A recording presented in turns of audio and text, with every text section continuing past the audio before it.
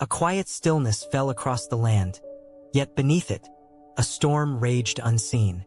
Two paths lay before the faithful, one bathed in light, the other swallowed by shadows.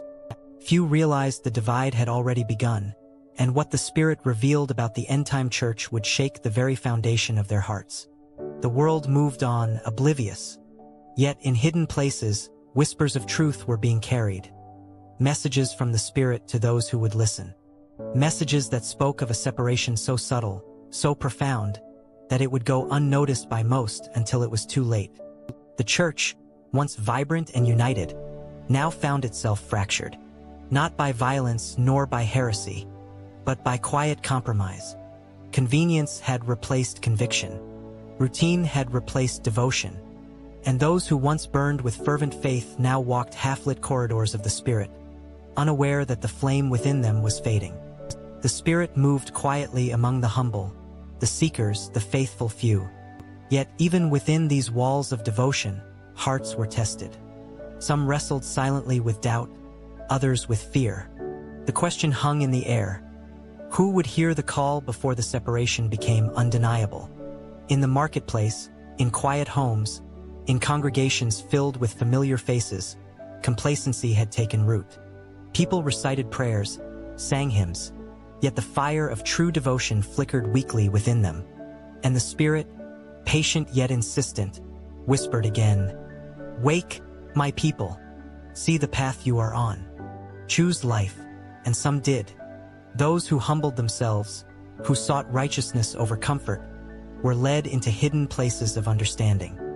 The Spirit revealed mysteries long overlooked, the warning signs, the subtle compromises, the distractions that slowly pull many from the path of obedience. Consider this: what does it truly mean to be part of the end-time church? Not a building, not a title, not even a ceremony, but a living, breathing faith that aligns wholly with God's Spirit. And in an age where truth and deception dance closely together, discernment becomes the measure of survival. Yet discernment is costly. To separate from compromise means standing alone, to face criticism, doubt, even isolation. The Spirit whispers that this is not weakness, but purification, a refining fire that reveals what is genuine. Every generation faces tests of faith, but the Spirit spoke of a time unlike any before. A time when light and compromise would walk side by side, indistinguishable to many, yet worlds apart in destiny. And it is here, in the quiet choices of everyday life, that the hidden separation becomes visible to those with eyes to see. And maybe that is our own hidden battle, the choice between ease and obedience, between silence and truth, between fleeting comfort and eternal devotion. Suddenly, a scene shifts, not to a crowd, not to a pulpit, but to a solitary figure kneeling in the dark, eyes lifted upward. The wind rustles through empty streets. The Spirit speaks not in thunder, but in the softest whisper. Your choices today echo in eternity.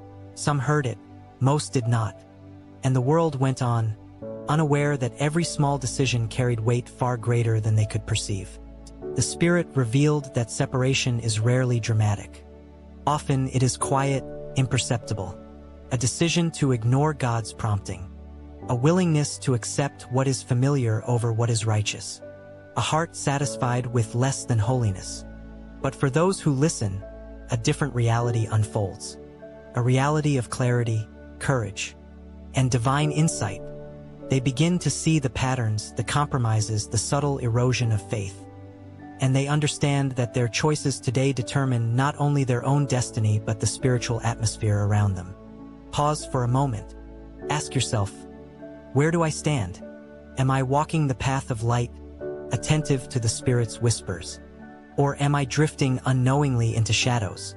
The hidden separation is not only around you, it is within you, revealed in quiet decisions, daily habits, and the thoughts you nurture. The days ahead will unveil the truth of this division. Some will wake too late, others will rise in courage. And for those who answer now, the path is illuminated. The Spirit provides not only warning but guidance, clarity, and strength to walk in holiness, even when surrounded by compromise. Visualizing the path, The Spirit laid it before the faithful as if painting with light. One path was narrow, lined with trials, sacrifice, and relentless pursuit of righteousness. The other appeared wide, smooth, and inviting, yet every step led further from the Spirit's presence. Those who walked in the light felt a heaviness, a pressure to remain steadfast, yet with it came joy, peace, and clarity. Those in comfort moved easily, yet unknowingly toward spiritual decay. And the Spirit, ever merciful, allowed both to see their choices, though not all would respond. A sudden vision appears, a city divided, not by walls, but by hearts. Light spilling into streets like molten gold, shadows thickening in corners where complacency resides. Angels hover silently, unseen by most, observing who chooses light and who settles for compromise. The Spirit's revelation was precise. He spoke of a church in which the faithful would be few, yet radiant. A remnant not in number, but in holiness, devotion, but discernment. Their light would not be hidden, but it would be tested.